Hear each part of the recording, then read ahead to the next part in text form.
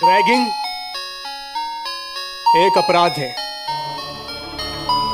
किसी लड़की को उसकी मर्जी के बगैर छूना, उसके साथ बदतमीजी करना एक अपराध है। और मैं एक अपराधी हूं।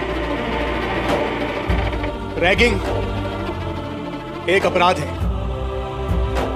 किसी लड़की को उसकी मर्जी के बगैर छूना, उसके साथ बदतमीजी करना एक अपराध है।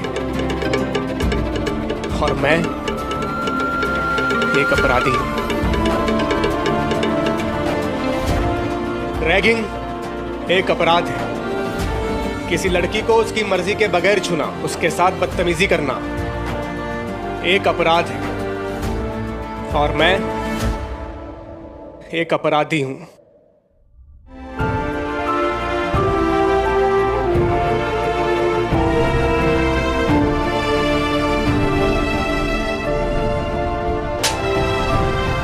ये तेरी असली जीत है सभी।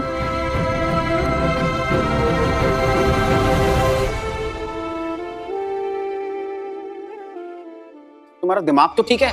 पहले इंसाफ पाने के लिए पूरे कॉलेज को खड़ा कर दिया, डफली बजा रही हो, आंदोलन कर रही हो, मीडिया बुला रही हो, पता नहीं क्या क्या कर रही हो।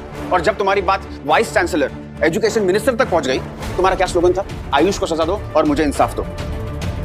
जब तुम्हारी बात हमने मान ली, आयुष को सजा दे दी, आयुष को रेस्ट्रिकेट कर दिया, उसके बाद तुम हमारे पास आ रही हो आयुष का रेस्ट्रिकेशन कैंसिल करने के लिए। Are you in your senses? Sir आप मुझे गलत समझ रहे।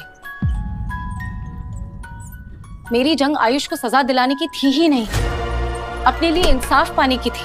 सर आज सुबह तक आयुष मुझसे बदतमीजी से पेश आ रहा था, लेकिन अब जाके उसे अपनी गलती का एहसास हुआ। उसने सच्चे दिल से मुझसे माफी मांगी है सर। इनफैक्ट प्लकार्ड लेके पूरे कॉलेज में घूम रहा था वो, और उस पर लिखा हुआ था कि उसे अपने किए पर पछतावा है, शर्मिंदगी है। सर रामटेक से लेके यहाँ तक का जो मेरा संघर्ष था वो पढ़ाई को लेकर ही तो था। पढ़ाई लिखाई की क्या कीमत होती है मैं बहुत अच्छी तरह से समझती हूँ, और एक स्टूडेंट के तौर पे किसी और से ये हक नहीं छीनना चाहती, खास करके तब जब उसे अपने किए का पछतावा हो। वाह, महानता की गलतफहमी हो गई तुम्हें।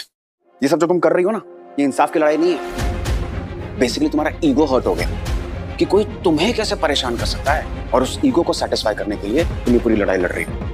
और अब खुद को महान साबित करने के लिए तुम अपनी कंप्लेंट वापस लेना चाहती हो। टेल मी, एम आई राइट और रॉन्ग? नहीं सर आप गलत हैं। बात सिर्फ इतनी सी है कि आयुष की गलती थी, उसने मेरे साथ बदतमीजी की, उसे मुझसे माफी मांगनी चाहिए थी।